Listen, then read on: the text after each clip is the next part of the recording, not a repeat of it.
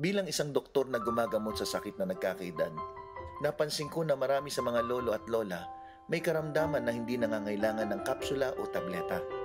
Yung kalungkutan, di sapat na pag-aaruga ng pamilya, at kakulangan ng kaalamang pangkalusugan ang mga dahilan ng paglala ng sakit.